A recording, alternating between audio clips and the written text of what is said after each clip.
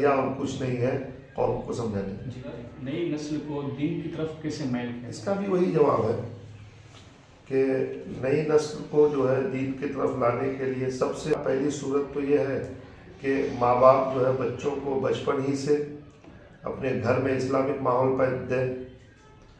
اگر گھر میں اسلامک ماحول پیدا ہو گیا، ماں باپ اگر اسلامک طور طریقے پر عمل کر رہے ہیں، گھر کا ماحول اسلامک ہے، تو 95% جو ہے نئی نسل جو ہے اسلامک روش کے مطابق دنیا میں جینے کا ہنر سیکھیں گے، ٹھیک ہے۔ اور جو لوگ جو ہے ابھی عمومی طور پر نئی نسل کو اسلام کی طرف جو ہے مائل کرنے کے لیے تعلیم ہے، جب ان کے اندر دینی تعلیم ہوگی تو وہ خود بخود اسلام کی طرف جو ہے مائل ہوں گے۔ اور ہمارے علماء کرام اور ائمہ کرام کی ذمہ داری یہ ہوگی کہ مسجد کے خطاب کے ذریعے جو ہے یہ سمجھانے کی کوشش کریں کہ اسلام کی عظمت پہ خطاب ہو۔ پوری کائنات میں اسلام ہی سب سے بڑا مذہب ہے، سب سے خوبصورت مذہب ہے، اللہ کا پسندیدہ مذہب ہے۔ آج ہمارے جو اسکول کالجز کے بچے ہیں وہ سائنس کے سامنے مغلوب ہو جاتے ہیں۔ وہ سمجھتے ہیں کہ سائنس ہی سب کچھ ہے، لیکن ہم ان کو سمجھانے کی کوشش کریں کہ نہیں، سائنس سے آپ کو مغلوب ہونے کی ضرورت نہیں ہے۔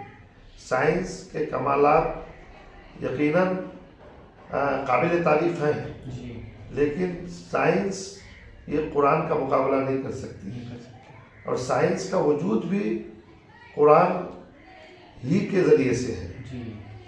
کائنات میں سائنس کی سب سے بڑی کتاب قرآن ہے۔ 1400 سال پہلے قرآن نے جو پیغامات اور اصول دیا اللہ کے نبی کے، اپنے نبی صلی اللہ علیہ وسلم کے ذریعے، ہمارے پیارے آقا صلی اللہ علیہ وسلم نے جن باتوں کا ذکر کیا، 1400 سال کے بعد، 1200 سال کے بعد آج سائنس اس کی تصدیق کرتی ہے اور اس کو مانتی ہے۔ تو ہمیں اپنی نوجوان نسلوں کو یہ سمجھانے کی ضرورت ہے کہ جس سائنس سے تم مرعوب ہو رہے ہو وہ سائنس خود اسلام سے مرعوب ہے۔ ہمارے مسلم سائنسدانوں کا ذکر کرنا چاہیے۔ جابر بن حیان، ارسطو، امام غزالی رضی اللہ تعالیٰ عنہ، اتنے بڑے بڑے سائنسداں تھے۔ آج سے آپ کو میں بتاؤں کہ 1200 سال پہلے بغداد جو علم کا مرکز تھا، جس طرح آج ہمارا بیٹا کا اگر ایڈمیشن آکسفورڈ میں ہو جائے تو ہم خوشی سے پھولے نہیں سماتے ہیں۔ دنیا کی سب سے بڑی یونیورسٹی ہے بھائی، لیکن آپ کو یہ سن کر تعجب ہوگا کہ آج سے 1200 سال پہلے کسی عیسائی بادشاہ یا وزیر کا بیٹا کا ایڈمیشن اگر بغداد کے مدرسوں میں ہو جاتا تھا تو وہ اسی طرح فخر کرتے تھے کہ میرے بچے کا ایڈمیشن بغداد کے کسی مدرسے میں ہو گیا، چونکہ اس وقت اسلامی دنیا سائنس کے علم کے دریا بہا رہی تھی۔ پورا سائنس، پوری ترقی ہمارے مسلم سائنسدانوں کی تھیوری مسلمان سائنسدانوں نے دیا ہے۔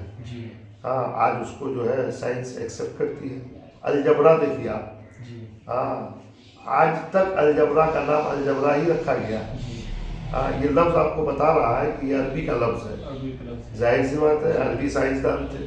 تو ہم علماء کرام کو، ائمہ کرام کو خاص کر کے جمعہ کے خطاب کے ذریعے اپنی قوم اور نئی نسل کو اسلامی ترقیاتی دور اور اسلامی سائنسدانوں کے کارنامے بتانے چاہیے، اور قرآن نے جو سائنسی فارمولا دیا ہے دنیا کو، جو سائنس آج ماننے پہ مجبور ہے، اللہ کے نبی کی حدیثیں جو سائنس کے تعلق سے ہے، وہ ساری چیزیں ہمیں بتانا چاہیے تاکہ ہماری اسلامی نسل سائنس سے مرعوب نہ ہو، بلکہ وہ یہ سمجھے کہ قرآن اور حدیث جو ہے یہ سائنس سے اوپر ہے اور حقیقت میں ہے۔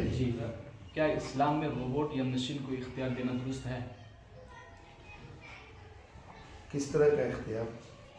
جیسے اگر ہم اپنے مساجدوں میں مشینوں کا استعمال کر رہے ہیں जैसे जापान में और चीन में अक्सर जो है रोबोट वगैरह का इस्तेमाल ज़्यादा होता है सामान पहुंचाने में, ले जाने में। तो इस तरह के अगर हम अपने मस्जिदों में काम करवाएं रोबोट्स के ज़रिए तो क्या गलत है? अब तक तो हमारे हिंदुस्तान में नहीं हुआ इस तरह, अगर फ्यूचर में होता है तो करना सही है या गलत है? देखिए, रोबोट मशीन है, मशीन के ज़रिए आप दुनियावी काम कराने में कोई हर्ज नहीं है। हर्ज नहीं जी। लेकिन आपने पूछा कि मस्जिद में, तो अब मस्जिद में भी अगर साफ़ सफाई वगैरह का काम हो, जी एक कोई चीज़ एक जगह से उठा के दूसरी जगह ले जाना हो तो ठीक है, लेकिन आपका अगर मकसद ये है कि वो रोबोट आज़ान दे, नमाज़ पढ़ाए, जी तो ये तो कतई दुरुस्त नहीं है, सही जी। है। इसकी जैसे इजाज़त इमाम नहीं। साहब जो है कमरे में सो रहे हैं, फजर में नहीं उठ पाए, हम तो टाइम पे नहीं उठ पाते हैं, रोबोट को रख दिए, चलो आज हम पढ़ देना वक्त पे, नहीं, ये जायज़ नहीं। जैसे